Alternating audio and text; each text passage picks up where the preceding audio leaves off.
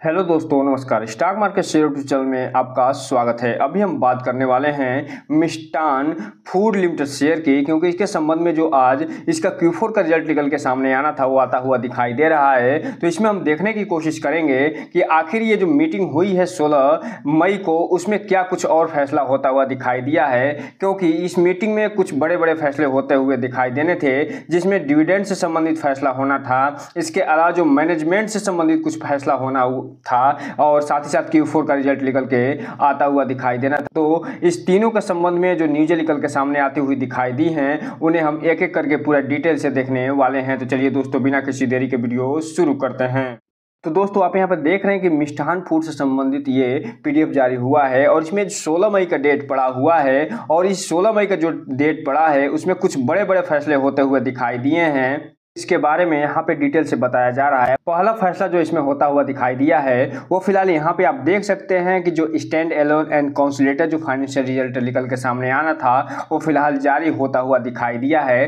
तो इसमें हम जो इसका Q4 का रिजल्ट है उसे तो पूरा डिटेल से देखेंगे ही, साथ ही साथ इसमें कुछ और भी फैसले होते हुए दिखाई दिए हैं, जिसमें ये फाइनल डिविडेंड के रूप में 0.001 पैसे का इसमें कुछ डिविडेंड भी देते हुए दिखाई दिए हैं। और यहाँ पे आप देख रहे हैं ये फिलहाल फाइनल डिविडेंड होना है। तो जिनके पास ये जो शेयर इनके डीमैट अकाउंट में होंगे उनको फिलहाल ये डिविडेंड मिला है वो मिलता हुआ दिखाई देगा। और ये जो डिविडेंड हालांकि बहुत कम होता हुआ दिखाई दिया है, लेकिन चूंकि आप जानते हैं कि ये जो कंपनी एक स्मॉल कैप और पेनी स्टॉक में आती है जिसका मार्केट कैप बहुत ही कम है, उस हिसाब से ये जो डिविडेंड देते हुए दिखाई दे रही है वो ऐसा ठीक ही प्रतीत तो होता है। तो ये जो फाइनल डिविडेंड है इसमें जो शेयर होल्डर हैं उनका अप्रूवल लेना बाकी रहता है। तो जैसे ही शेयर होल्डर का अप्रूवल मिलेगा, जो कि एक तरीके से मिल ही जाता है, तो उसके बाद ये फाइनल डिविडेंड मिलता हुआ दिखाई देगा। इसके अलावा कुछ मैनेजमेंट में बदलाव भी देखे गए हैं, जिसमें जो पहला बदलाव देखा गया है कि एक अपॉइंटमेंट हुआ है जो रैनी रमेश सिंघी हैं, उनको एडिशनल डायरेक्टर के रूप में फिलहाल अपॉइंटमेंट होते हुए दिखाई दे हैं और ये फिलहाल इंडिपेंडेंट एडिशनल डायरेक्टर के रूप में काम करते हुए देखने को मिलेंगे। के अलावा एक और अपॉइंटमेंट होता हुआ दिखाई दिया है और वो जो अपॉइंटमेंट हुआ है वो फिलहाल निहार जो गुरुंग सेठ हैं उनको एडिशनल डायरेक्टर बनाया गया है और ये भी इंडिपेंडेंट डायरेक्टर के कैटेगरी में काम करते हुए दिखाई देंगे। और इसके अलावा जो ये निहार जो गुरुंग सेठ साहब हैं जो डायरेक्टर बनाए गए हैं वो फिलहाल 16 मई से इनका टेन्योर शुरू होता हुआ दिखाई देने वाला है। इसके अलावा एक रिजिग्नेशन भी होता हुआ दिखाई दिया है और ये जो रिजिग्नेशन हुआ है वो मिस्टर जो केवल भट्ट जी हैं वो रिजाइन करते हुए दिखाई दिए हैं और ये non executive non independent director के पद से ये फिलहाल रिजिग्नेशन करते हुए दिखाई दे रहे हैं। तो इस हिसाब से आप देख सकते हैं कि इस कंपनी में न केवल अपॉइंटमेंट हुआ है बल्कि रिजिग्नेशन भी होता हुआ दिखाई दिया है और ये कंपनी डिविडेंड भी देते हुए नजर आई है।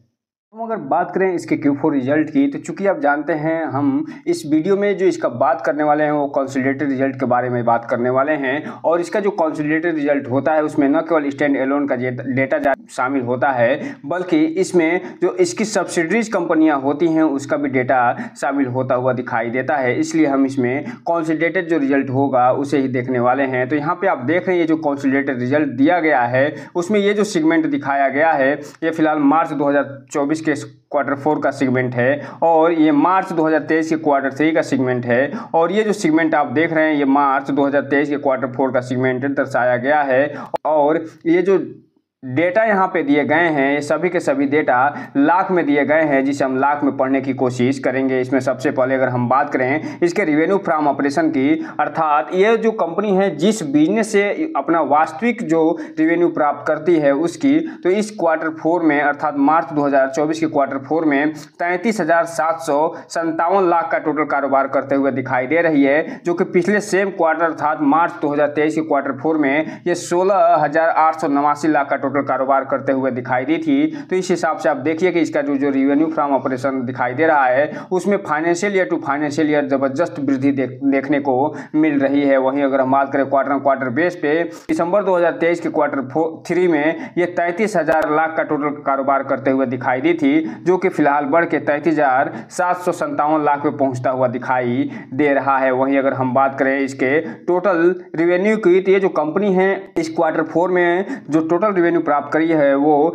33,762 लाख का टोटल रेवेन्यू प्राप्त करते हुए दिखाई दे रही है, जो कि पिछले सेम क्वार्टर में ये 16,893 लाख का टोटल रेवेन्यू प्राप्त करते हुए दिखाई दी थी। जबकि बात करें अगर हम क्वार्टर बेस पे तो दिसंबर 2023 के क्वार्टर 3 में ये 33,052 लाख का टोटल रेवेन्यू प्राप्त करते हुए दिखाई दी थी। तो इस हिसाब से आप कह सकते हैं कि ईयर ऑन ईयर बेस पे इस कंपनी ने धमाकेदार प्रदर्शन करते हुए न केवल 2 गुने से ज्यादा की वृद्धि दिखाई है, बल्कि क्वार्टर बेस पे भी इसके टोटल रेवेन्यू में ठीक ठाक वृद्धि देखने को मिल रही है। अब हम अगर बात करें इसके टोटल एक्सपेंस की, तो चूंकि आप जानते हैं कोई भी कंपनी अगर टोटल इनकम प्राप्त करती है, कोई भी कंपनी अगर रेवेन्यू प्राप्त करती है तो उसके लिए कुछ खर्चे भी करते हुए दिखाई देती है। तो इसी संदर्भ में अगर हम बात करें इसके टोटल एक्सपेंस की, तो ये जो क्वार्टर 4 बीता है उसमें ये जो कंपनी टोटल खर्चा करते हुए दिखाई दे रही है वो 24,187 लाख का टोटल खर्चा करते हुए दिखाई दे रही है, जो कि पिछले सेम क्वार्टर में ये 14,714 लाख का टोटल खर्चा करते हुए दिखाई दी थी। जबकि बात करें हम क्वार्टर बेस की, तो दिसंबर 2023 के क्वार्टर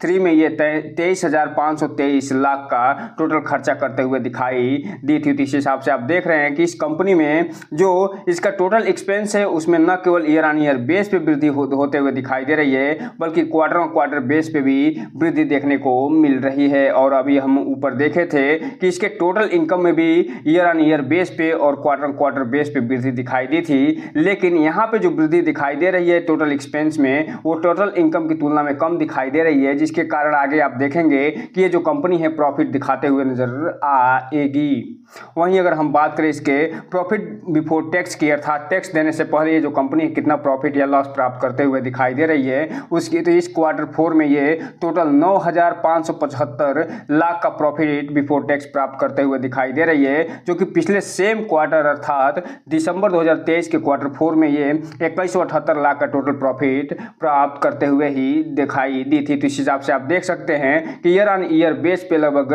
3 से 4 गुने की वृद्धि इसके प्रॉफिट बिफोर टैक्स में देखने को मिल रही है। जबकि बात करें अगर हम क्वार्टर बेस पे, तो इस क्वार्टर बेस पे जो कंपनी है ये मामूली सी वृद्धि दिखाते हुए 9,529 से बढ़ के 9,575 लाख पे पहुंचते हुए देखने को मिल रही है।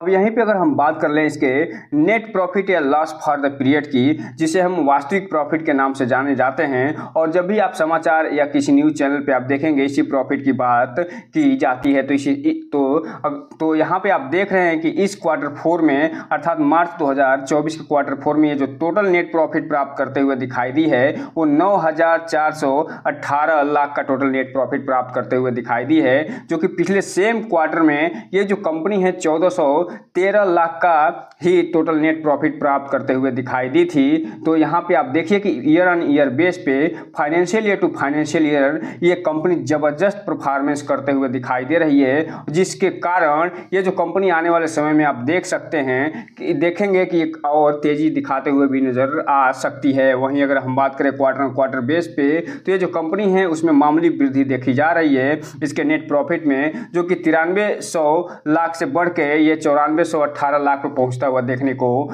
मिल रहा है। यहीं पे अगर हम बात कर लें इसके अर्निंग पर शेयर की, तो ये जो कंपनी है इसके अर्निंग पर शेयर आप देख रहे हैं कि इस क्वार्टर 4 में 0.91 के आसपास होता हुआ दिखाई दिया है, जो कि पिछले सेम क्वार्टर था मार्च 2024-23 के क्वार्टर 4 में ये 0.14 के आसपास होता हुआ दिखाई दिया था। तो इसके अर्निंग पर शेयर में financial year to financial year धमाकेदार प्रदर्शन करते हुए कंपनी दिखाई दे रही है, और जो न केवल 4 से 5 गुना वृद्धि दिखा रही है बल्कि ये बताने का प्रयास कर रही है जो कंपनी है जबरदस्त परफॉर्मेंस करते हुए दिखाई दे रही है। वहीं अगर हम बात करें क्वार्टर बेस पे, तो इसके अर्निंग पर शेयर में मामूली सी गिरावट देखने को मिल रही है। तो कुल मिला जुला कर ये जो रिजल्ट निकल के सामने आया है इसका लब्बो लुबाव बस एक ही है कि ये जो कंपनी है ईयर ऑन ईयर बेस पे तो धमाकेदार प्रदर्शन करते हुए दिखाई दे रही है, लेकिन क्वार्टर बेस पे ये जो कंपनी जितना एक्सपेक्टेशन मार्केट लगा के बैठा था उस हिसाब से प्रदर्शन तो करते हुए नहीं दिखाई दे रही है।